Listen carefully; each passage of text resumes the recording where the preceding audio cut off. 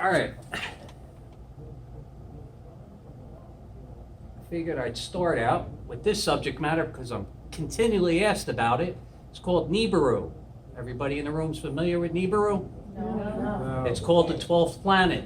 In our solar system, we have 11 planets, and the 12th planet is called Nibiru. This information came out when ZECHARIA Sitchin started translating what is known as the 12th planet. The Babylonian text that was out was never, ever translated. And we have it. Here's another book that he came out. This is when I first met him. This is what Sanskrit looks like. These are what the tablets all over Babylon, that area. In case for YouTube. Isn't that Sumerian? Sumerian, yeah.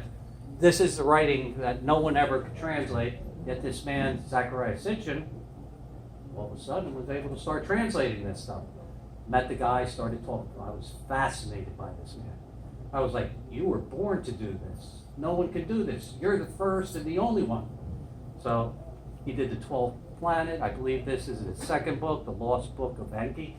It talks about Nibiru. Nibiru is a planet, or I call it a Borg ship, that came here to this planet and had humans made because they needed gold for their atmosphere, or their atmospheric production.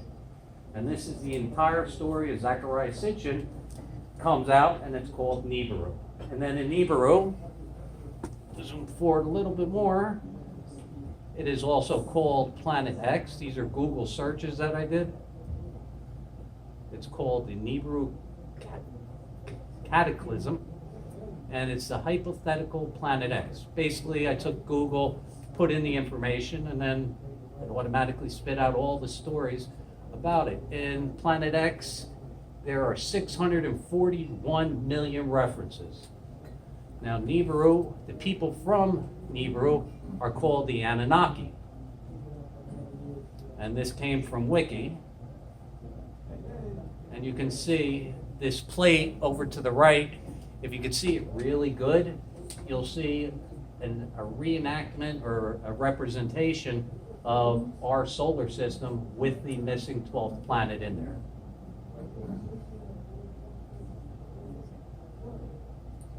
And if you notice, every single Anunnaki that is shown has a beard and something on their head. Now this goes back, and to the left right there, that is ZECHARIA Sitchin holding, I don't believe that's the real one. I believe that's probably a mold. And that's that.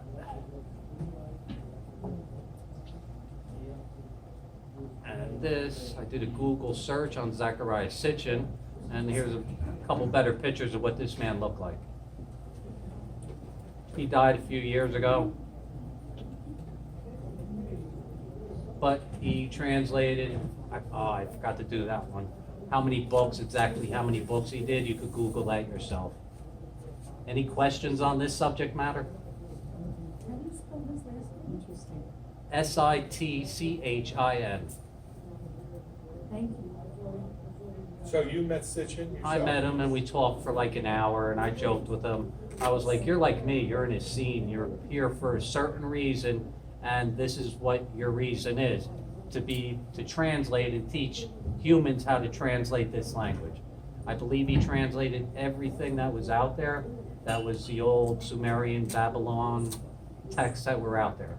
And this is where all his books came from. I think he had less than 10 books, and Dolores has more than 15.